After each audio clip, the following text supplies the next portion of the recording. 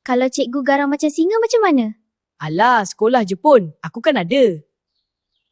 Aku rasa kelas tu mesti besar, gelap, seram. Drama betul. Kelas ada lampu lah.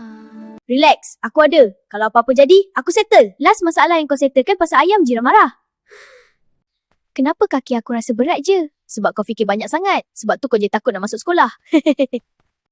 Ramainya budak-budak. Baguslah. Lagi ramai lagi tak pernah kau takut.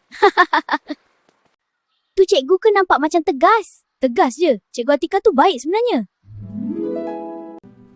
Bismillah. Macam tu. Masuk je, jangan nervous.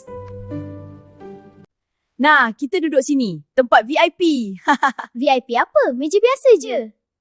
Sufi! Hadir! Muka kena kejar pun. Hadir cikgu! Woi, satu kelas dengar sampai kantin. Usop, jawapan? Jawapan dia yakin? Jawapan dia A lah. Macam mana nak beli nasi ni? Mudah je. Hulur duit, cakap makcik nasi satu. Nak jatuh. Tenang, aku selamatkan. Selamat sangatlah tu. Usop, aku dah ada kawan. Kan? Aku cakap sekolah ni best ramai kawan-kawan baru. Esok aku tak takut dah. Bagus, tapi jangan jerit Hadir lagi. Kawan-kawan jangan takut pergi sekolah tau.